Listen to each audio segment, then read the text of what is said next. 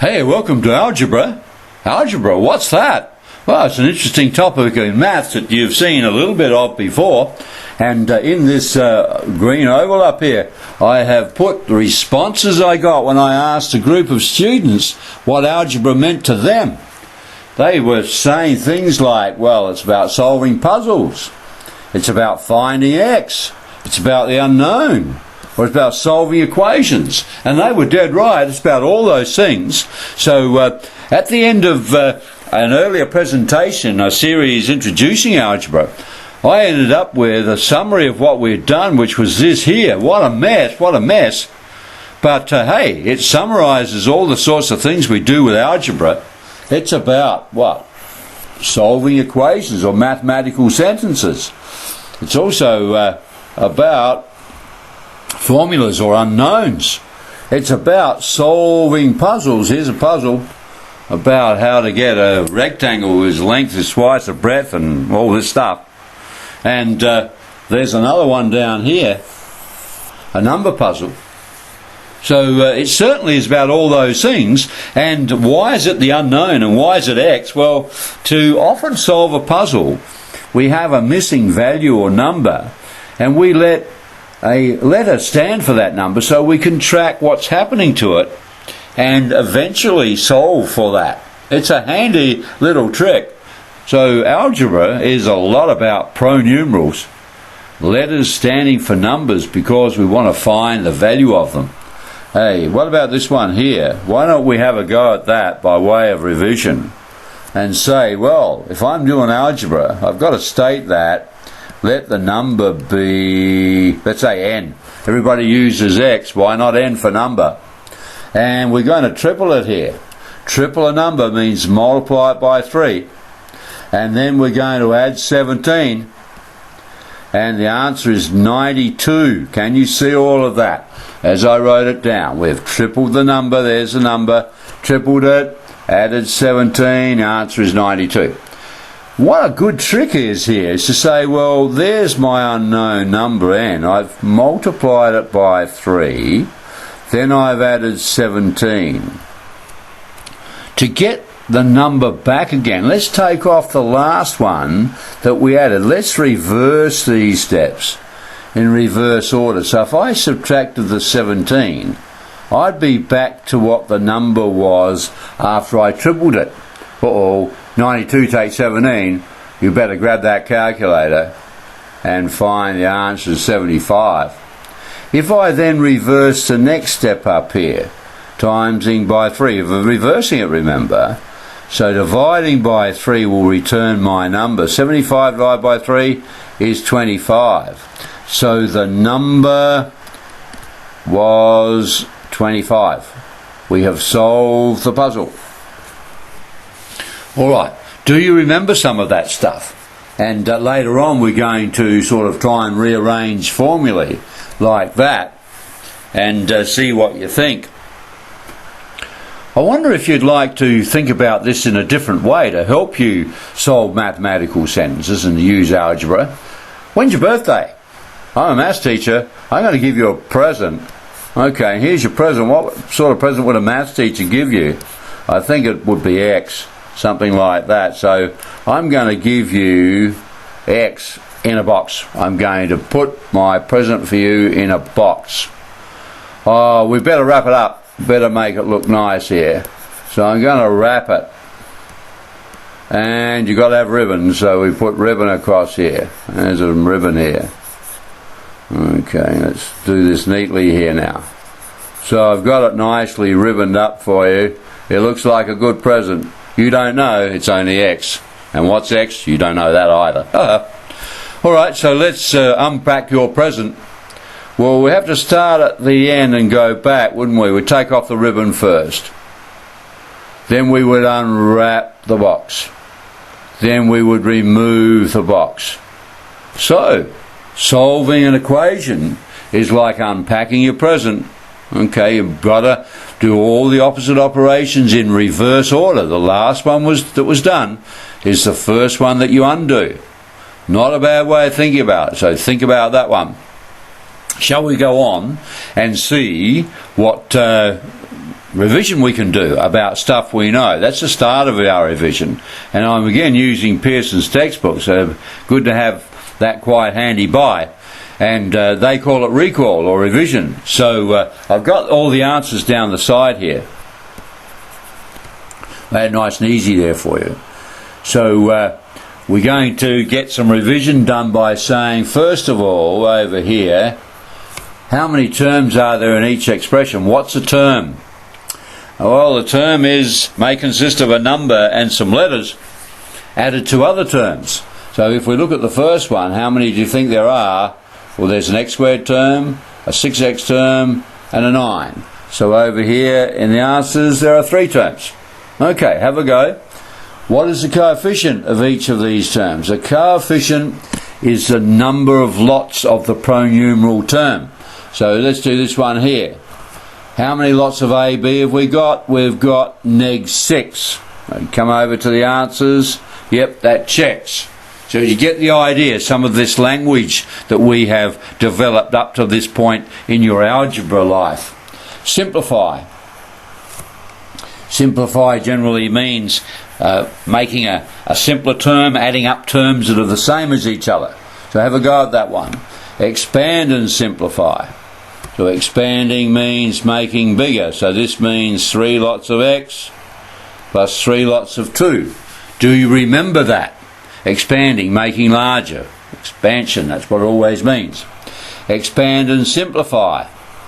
Okay, so it means in simplifying, can you collect up any terms that are the same as each other? And down here in simplifying, you need to remember what a square means. So squaring a number means multiplying it by itself. So what would you get there? You'll have to work that out. Multiply it by itself, numbers together, letters together. And then down here, this is what I call cat and dog problem. 4x all squared, what would that be? I think this would be 4x by 4x is 16x squared. Take 2x squared. So that 16 dogs take 2 dogs is 14 dogs. That sort of thing. If the terms are like each other, they can be collected up and simplified. Let's have a look now at this last little batch here. Rearrange to make x the subject. That's a matter of saying what's been done to x and undoing all the steps. Unpacking your present from before. Some of these are a bit more complicated. In question 9 here. Finding numbers that multiply to give 21, add to give 17. Do you want to try and track those numbers by using letters, pronumerals, making up a mathematical sentence perhaps? Okay, and then finally a little bit of revision on addition and subtraction of fractions here. If you're going to add or subtract fractions, you've got to make the 2 denominators the same. So you want to have a common denominator. And if you're going to change the denominator of a fraction, you have to multiply, come over here, top and bottom by the same number.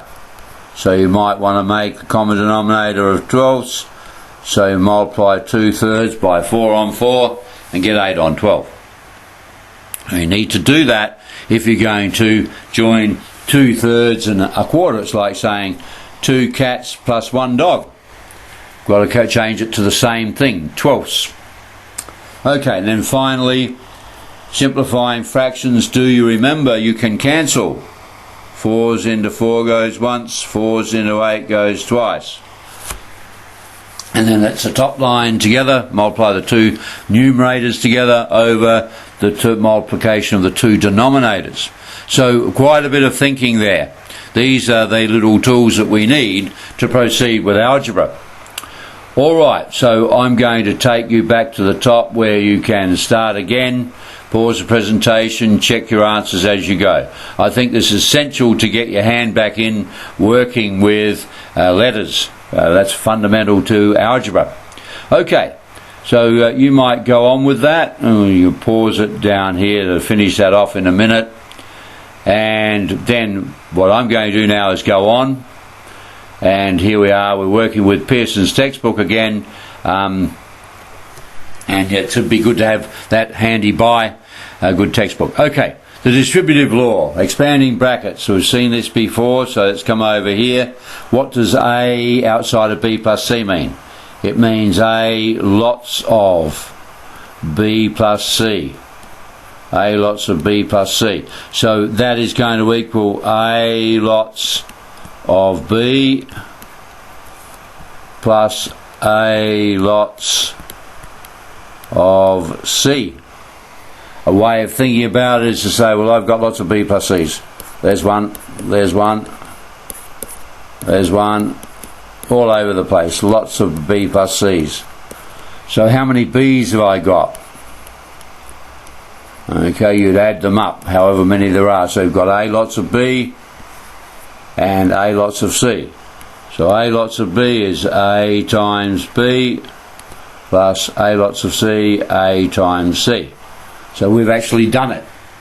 So what's the easiest way of thinking about that? You think of A times a B plus A times a C. And of course, if you have B take C, it's going to be A lots of B take A lots of C. Alright, let's do some problems on that sort of thing. Hopefully you've done that before. We'll just come up here, put the example up. I've got all the solutions there. Okay, expand and simplify each of the following. Here's the first one, 3 times 4x take 2. Multiply every term inside the bracket by the outside term. 3 times 4x is 12x. 3 times neg 2 is neg 6. Okay, let's have a look at the second one here. So it's x times x is x squared. X times 4 is 4x. Now look out for this negative. It's neg 2 times x is neg 2x. Neg 2 times neg 1 is positive 2. And then of course these are like terms. We've got x squared, and then we've got 4 dogs take 2 dogs is 2 dogs. Do you get that idea of the dogs? We're saying that if the terms are the same, then we can add them up or take them away like we would normal things in everyday life. Alright, so I leave you with these problems. The solutions are over here. I think it's probably important to do every one, checking your answers as you go. Alright, so pause presentation now and have a go. Alright, I'm going to go on. Let's have a look at what's called expanding binomial products. Binomial prefix bi means 2, so it means there are 2 terms in each expression. Okay, 2 terms in each of these expressions. That's a binomial product. And I think you've probably seen this before. It's commonly called FOIL. It reminds you of what has to be times by what. First terms in each bracket, outside terms in each bracket, inner terms in each bracket, last terms in each bracket. And then try to simplify them. So let's have a look at what that really means. I think it's easier to simply think of, you take the first one, it's that many lots of that, and then that by that, so it's x lots of each of that bracket, plus 3 lots of each of that bracket. That's a pattern.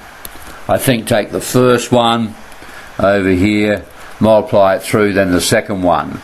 So if you do that, we've only got one x squared term, but we've got 7x plus 3x, 7 dogs plus 3 dogs is 10 dogs. Okay, they're like each other, called like terms, and you can add them up. Alright, ideally you would have seen that before, but that's not a hard one to understand. It's within our algebra ideas. Okay, let's come down and have a look at a problem and give you some to work with. So here we are, we have x plus 5 by 2x take 3. Let's come down and work with it. So it's x by 2x, 2x squared. X by neg 3 is neg 3x. 5 by 2x is 10x. 5 by neg 3, is neg 15. Okay, now we do have though neg 3x in here, I've written all over it, plus 10x, neg 3 plus 10, a little bit of revision on the number line, if we went neg 3x down here somewhere, we don't know what x is, and then we go plus 10, 1, 2, 3, 4, 5, 6, 7, 8, 9, 10. How far would we be up here? We'd be 7x. We've lost 3x in this region. Okay, so we've only gone positively 10x. So just remember the work with negative numbers now. Negative numbers mean moving to the left of O. That's not hard to work out on a number line. Okay, so we have our final answer here. I want you to do all these binomial expansions now. And here are the answers over here, checking them as you go. Alright, so pause the presentation and have a go. Start to build up skills, because you will be excited by getting these right, and just work carefully through. Alright, I'm going to go on now. And here are some special binomial products. Let's have a look. The first one's called the difference of two squares. We've got a plus b by a take b. What does that mean? I'm starting off with the same first term in both brackets and the same second term, but there's a different sign between them. One's a plus and one's a minus. What happens there? Oh, look at that. When you multiply it out, let's just expand that expansion. Small joke. When you multiply that out, what do you get? A by a is a squared. A by neg b, neg ab. Then b by a. And then b by neg b squared.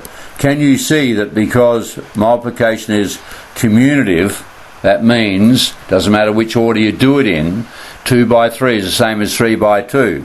Therefore, AB and neg AB and BA are the same. So they actually cancel, taking it away. You end up with a squared take b squared. Now, can you see why that's happened? It's because you have exactly the same terms but the opposite signs there. So one's going to be positive, one's going to be negative. There's going to be no middle term. No dogs to collect up like in the last exercise. None of that stuff. Alright, so you're looking for the same first term, same second term in both brackets, and opposite signs.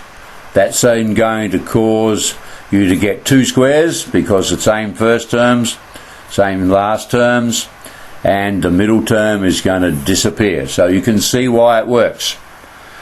Alright, what about the perfect square rule? So when you have a bracket which is identical to the second bracket, they're identical this time. As you might expect, you're going to get a doubling up. It's a by a is a squared. A by b is ab. And then, oh, that's a plus as well, so that's going to be plus ba. There's going to be a doubling up there. B by b is b squared. So you're going to have, those are the same. You're going to still have a square because both the brackets had the same first term. AB plus BA is 2AB. Two dogs in there.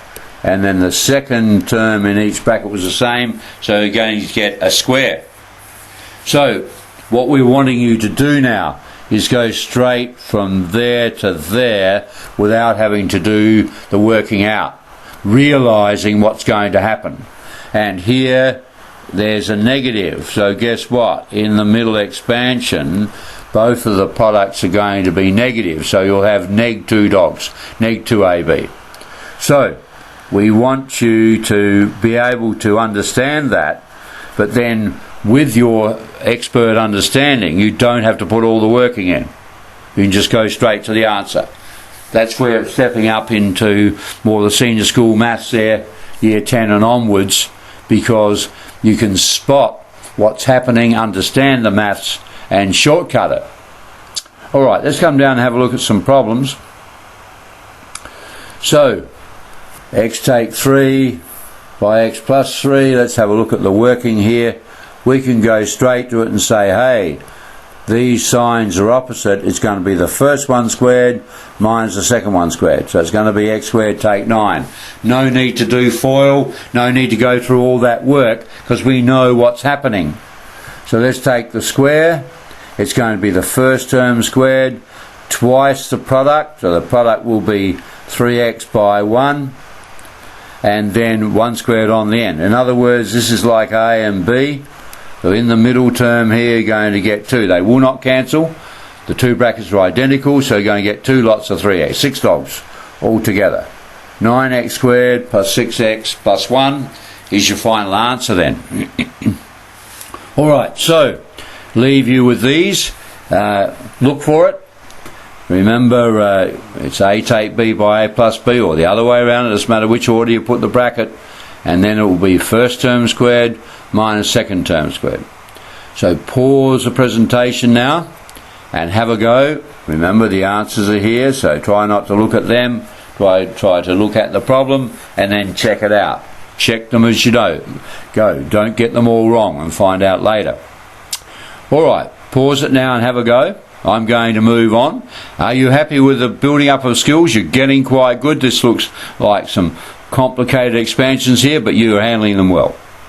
Okay, I'm going on now. Now this is an interesting one. Expanding 3 factors.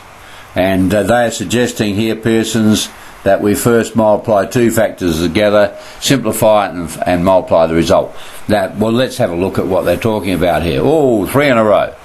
Okay, 1 term, 2 terms, 3 terms multiplied. So we're going to do FOIL on the last 2. X by x is x squared. X by 3 is 3x. Neg 2 by x is neg 2x. Neg 2 by 3 is neg 6. And we've still got our other x out the front. So let's simplify this. 3x take 2x. 3 dogs take 2 dogs. 1 dog. We don't write the 1 in front. Just an x. Now we've simplified that. We have to multiply by the outside x. Get x cubed. Remember, power rules. X to the 1 by x squared is x to the 3. Okay, x by x in here, x squared. X by neg 6, neg 6x. Alright, let's have a look at a bigger one now. Here we are, 3 in a row. Well, we could do the first 2. X by x is x squared. X by 1, 1x, or just x. 3 by x, 3x. 3 by 1 is 3. Pause now and simplify that. We've got 1 dog plus 3 dogs is 4 dogs. Now we've got to do it all again, and what we're going to do is to multiply everything by x take 4. So here we can, well, they've done it in interesting order. You can please yourself here. I think that by that, x cubed is good. This is what they've done. X squared by neg 4x squared. Then the next term, 4x by x is 4x squared. And the next term, 4x by neg 4, neg 16x. And then the 3 by x, and 3 by neg 4, neg 12. Now we've got to collect up all the dogs and cats here. There's 1x cubed. These two are the same, so those two will cancel out. There'll be no x squared term. 4 dogs take 4 dogs, no dogs. Neg 16x plus 3x is a number line, better check that. We go down to neg 16x and then back 3x, so we'll be at neg 13x. Do you get it? And then neg 12 on the end. So that's a fairly biggie, that one. Let's have a look at the last one. Here it is. Now, can you see there's something happening here? X take 1 by x plus 1. That is a special pattern. So let's put them together at the front, because we recognise there is a quick way of doing that. That's of the form a take b by a plus b, difference of 2 squares, which is a squared take b squared. So we can do it. It's x squared take 1 squared, or x squared take 1. We still have our x take 5 there. So we've chosen to do these two together and putting them together because we spotted a simple pattern that we could simplify that term without so much expansion. Alright, let's look at this now. It's x squared by x is x cubed. X squared by neg 5 is neg 5x squared. Neg 1 by x is neg x. Neg 1 by neg 5 is positive 5. Can you see the simple process?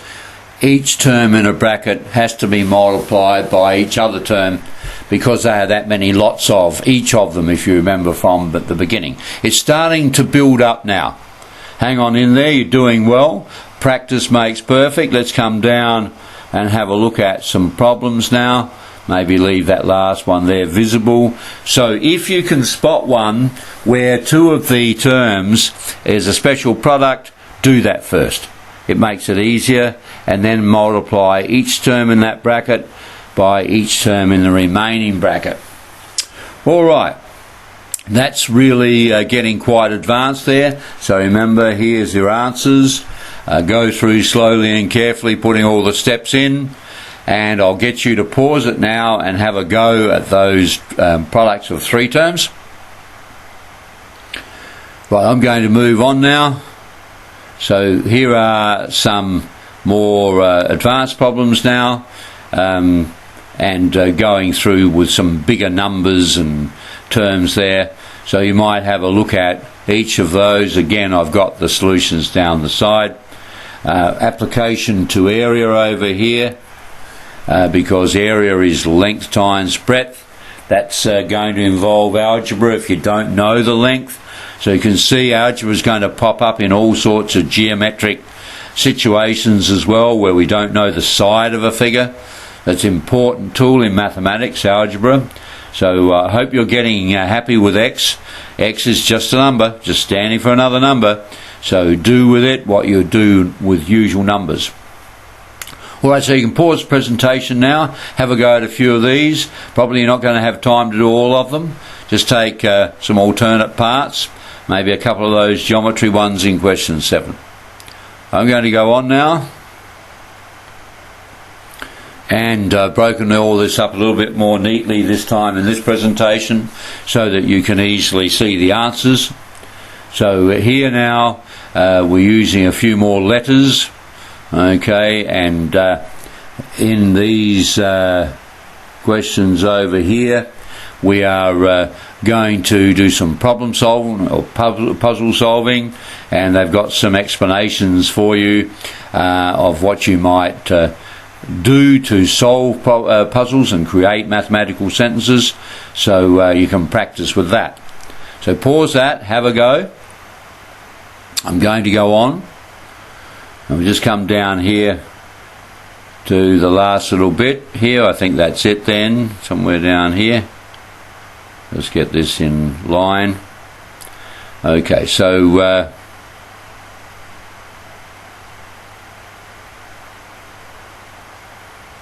I can't quite get that there. Okay, so have a go at number 11. So it's getting into some useful stuff now. Problem solving using algebra, using x to stand for the unknown that we're trying to find. So you could pause the presentation there and have a go.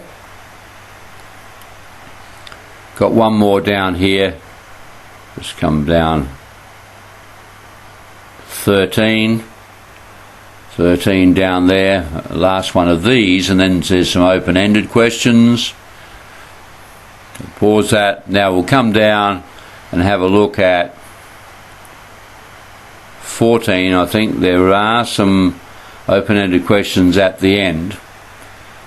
So interesting. This is a good practical problem. They're subdividing their block and want to know about the heights of water or something, the length of land where the water's going to be. Interesting little problem. Have a go.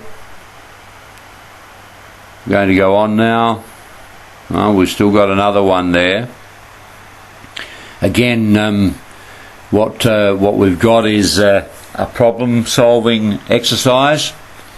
So have a look at, they take you through it by steps there, so you're learning some problem solving skills. And then finally down the end here we have these open-ended problems, and of course there aren't unique answers to these depends on what numbers you might use as an example. Okay, so you can have a look at those. Here the hint, a binomial expression contains two terms. So if they're asking you to make a binomial expression, you have to have by two terms, as in bicycle, two wheels. So you need to have two terms in your expression. Well, if you've done a few of those, then you're getting quite good here now. I hope you're getting excited about the skills you're building up. Just to build them up gradually, thinking about collecting like terms, things that are like each other, remembering overall that the letters stand for numbers, and what algebra is about is getting used to working with letters in the same way as you would with numbers, and just being happy that they're unknown numbers, and you can do with them what you can with ordinary numbers.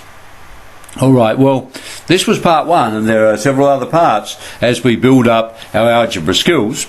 So have a look back through the presentation, be happy with what you've done there, and I'll see you in the next presentation. At the moment, though, it's cheers from me.